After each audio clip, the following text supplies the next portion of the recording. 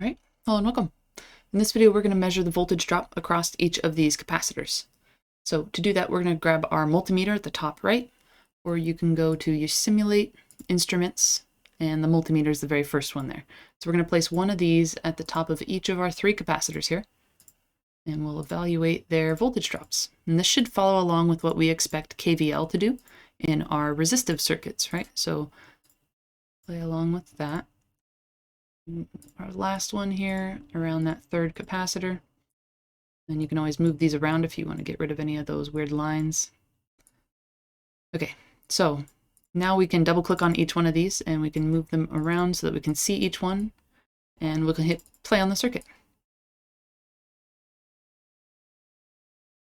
And they start to deviate immediately. So we can stop that circuit there, and we can see that the first one has a low voltage, the next one has a higher voltage, and the last one has the most voltage. And if we were to sum all of these together, we'd end up right about 12 volts.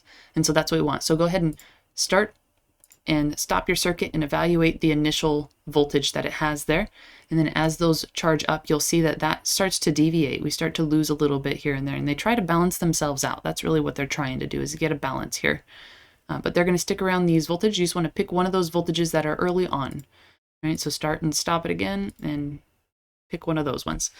Okay, so if we were to add another component here, say another of this middle one, we'll copy that and we'll paste it here. We can rotate it around and place it into our circuit. That's going to give us another capacitor, and we can measure around that one and say that we have a voltage drop across that one as well. Double click that and pull that one out here. And we should see these differ, right? So right now we're at like 11 millivolts, 435 millivolts, and 11.57. So let's snap a snap of that real quick so we can see what our meters are currently at. And then we can evaluate based off that. We'll bring that back in and compare them.